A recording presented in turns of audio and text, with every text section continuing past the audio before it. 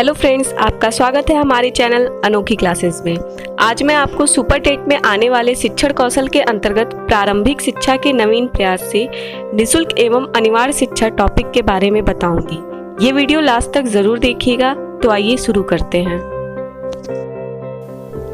सबसे पहले ये जानेंगे कि निःशुल्क एवं अनिवार्य शिक्षा बच्चों को क्यों दी गई। जब हमारा देश आजाद हुआ तो उस समय शिक्षा निम्न स्तर पर आ चुकी थी और गरीबी बेरोजगारी अपने चरम पर थी। तो शिक्षा स्तर को उठाने के लिए संविधान सभा ने बच्चों को निःशुल्क एवं अनिवार्य शिक्षा देने का निर्णय लिया।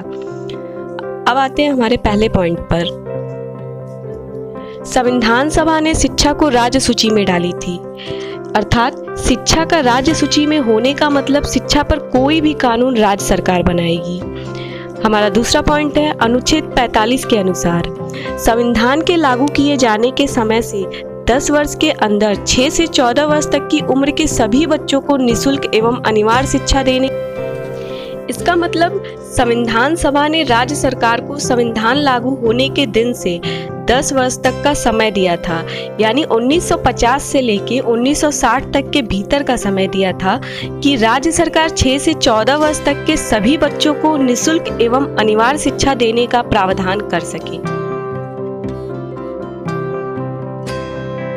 हमारा अगला पॉइंट है सन 1976 से पूर्व शिक्षा पूर्ण रूप से राज्यों का दायित्व था, लेकिन 1976 में संविधान में संशोधन करने के पश्चात शिक्षा को राज्य सूची से हटाकर समवर्ती सूची में डाल दिया गया, जिसमें केंद्र और राज्य दोनों सरकार को नीति एवं कानून बनाने का अधिकार है।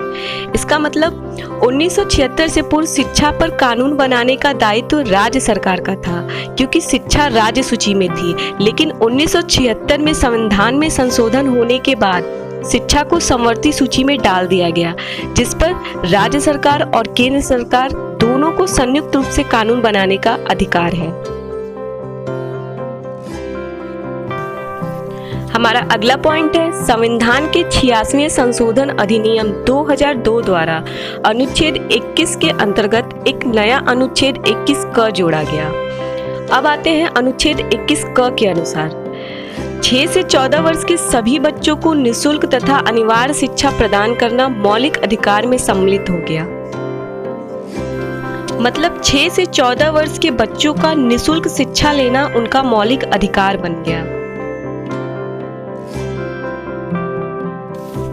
हमारा अगला पॉइंट है मौलिक अधिकार को प्रभावी बनाने के लिए संसद में 4 अगस्त 2009 को बच्चों को निःशुल्क और अनिवार्य बाल शिक्षा का अधिकार अधिनियम 2009 पारित हो गया।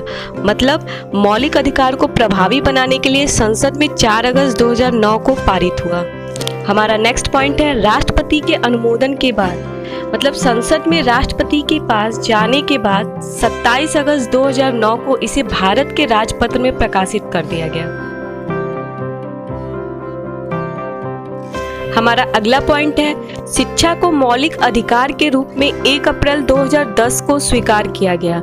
इसके साथ ही देश के हर एक बच्चे को शिक्षा का मौलिक अधिकार कानूनी रूप से प्राप्त हो गया। मतलब भारत में 1 अप्रैल 2010 को बच्चों को निःशुल्क एवं अनिवार्य शिक्षा देना कानूनी रूप से उनका मौलिक अधिकार हो गया।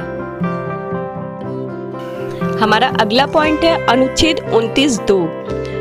इसके अनुसार राज्य द्वारा पोषित या राज्य निधि से सहायता प्राप्त करने वाली किसी शिक्षण संस्थान में किसी भी नागरिक को उसके धर्म, जाति, प्रजाति, भाषा आदि के आधार पर प्रवेश देने से रोका नहीं जाएगा।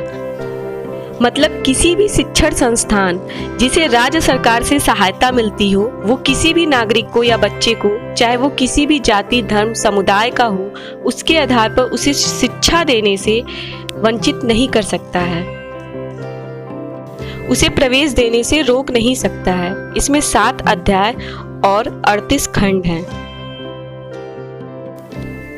ये था हमारा निःशुल्क एवं अनिवार्य शिक्षा से रिलेटेड टॉपिक्स। अगली वीडियो में मैं इससे रिलेटेड कुछ महत्वपूर्ण प्रश्न लाऊंगी जो एग्जाम में आपका हेल्प करेंगी, उसे आप जरूर देखिएगा। अगर आपको वीडियो अच्छा लगा हो तो वीडियो को लाइक करें, चैनल को सब्सक्राइब करें और बेल आइकन को प्रेस करें। मैं आपसे मिलती हूँ नेक्स्ट वीडियो में। Thanks for watching.